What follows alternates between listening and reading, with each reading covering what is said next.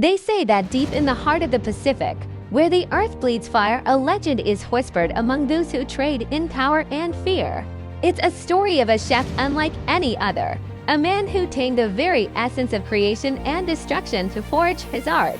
They call him Dante, the volcano chef.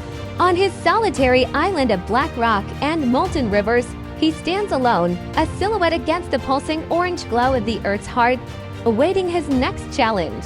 His kitchen is a living, breathing inferno, and only the boldest or most foolish dare to seek him out. The rhythmic chop of rotor blades slices through the humid, ash-filled air, announcing an unwelcome arrival.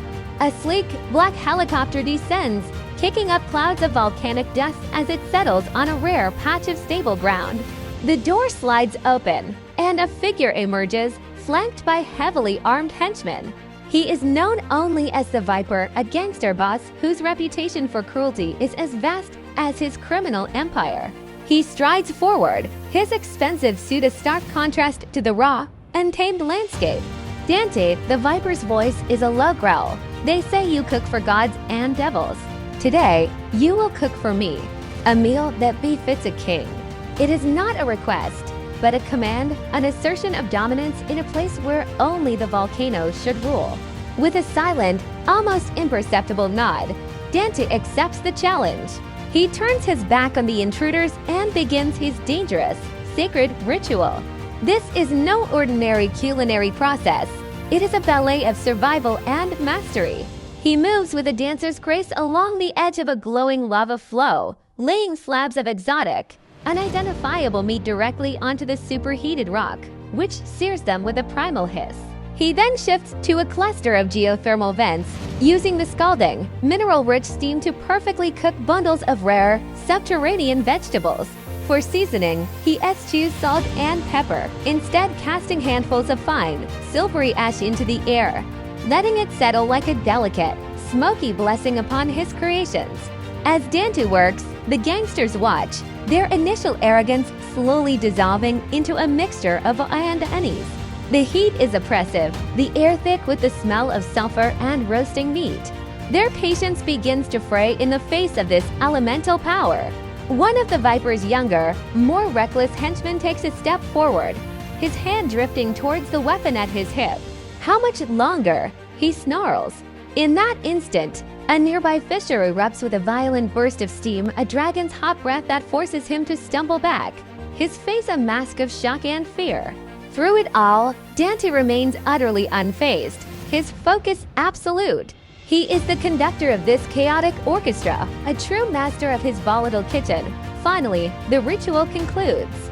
Dante arranges his feast not on fine china, but on massive, gleaming slabs of polished obsidian that seem to drink the very light from the air.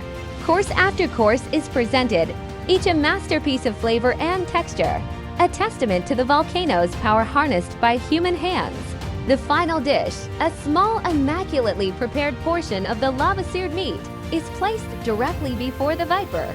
A profound silence falls over the group, broken only by the deep, guttural rumble of the volcano. The air is thick with anticipation. The moment of judgment has arrived. The Viper picks up his fork, the movement slow and deliberate. He spears a single piece of the meat, studies it for a moment, and then brings it to his lips.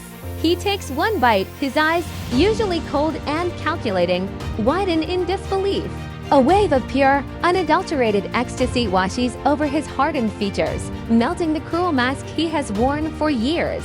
It is a flavor beyond comprehension, a taste of fire and earth, of life and oblivion. He has dined in the finest establishments the world has to offer, but he has never tasted anything so perfect, so profound. Without a single word, the Viper shoves a heavy metallic briefcase across the obsidian slab.